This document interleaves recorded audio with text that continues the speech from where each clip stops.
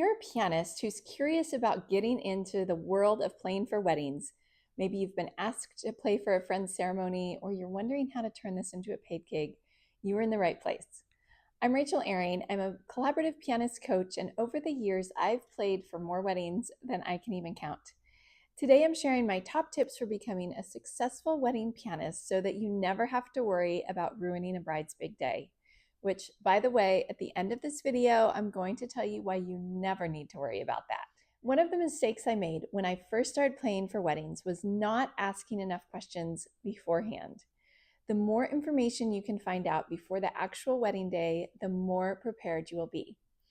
Instead of going through all the questions here, I've put them into a PDF guide that is free for you. Click on the description below and you can download my Essential Wedding Pianist Guide for free, and you will have a comprehensive checklist for what to ask the bride or wedding coordinator before the big day. But of course, you clicked on this video to get some practical tips, so I'm absolutely going to give them to you starting now.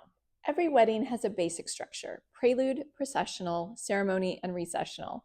But every couple wants it personalized. So your job is to guide them with music suggestions and stay flexible when things change at the last minute, because they just might. One of the great things about playing for weddings is that you often get to choose a lot of the music yourself. So I encourage you to choose music you've performed before and are comfortable playing.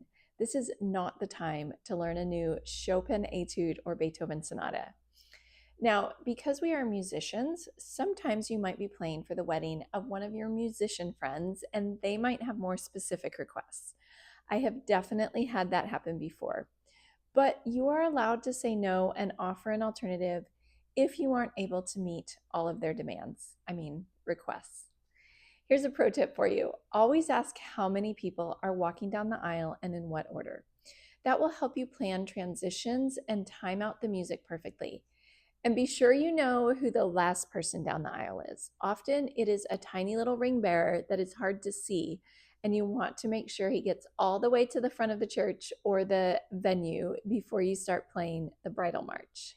If possible, I actually like to go to the wedding rehearsal. Often the bride will say I don't need to be there, and I know a lot of pianists think it's a waste of time, but I always ask if I can come, even though, yes, it means extra time on an additional day.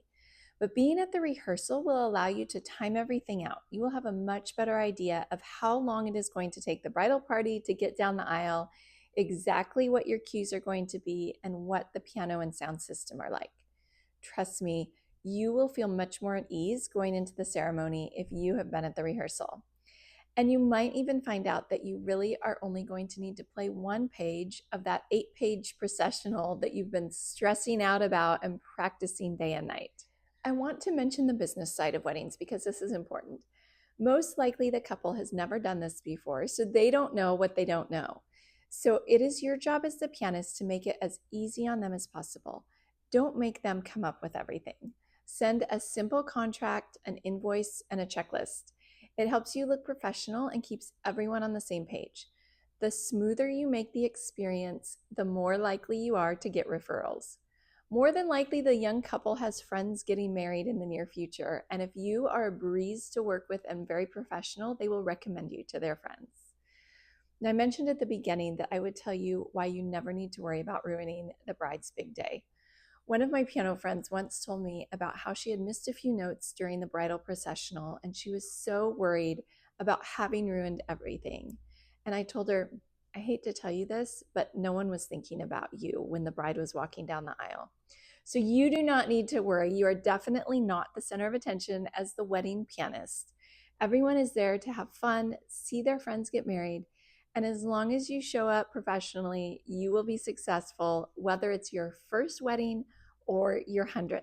If you have been asked to play for a wedding or are hoping to play for one this summer, I've put together a free guide just for you. It's called the Essential Wedding Pianist Guide, and it includes a checklist of what to ask the couple ahead of time, music suggestions for every part of the ceremony, gear tips, and some business basics. You can grab it for free at the link in the description.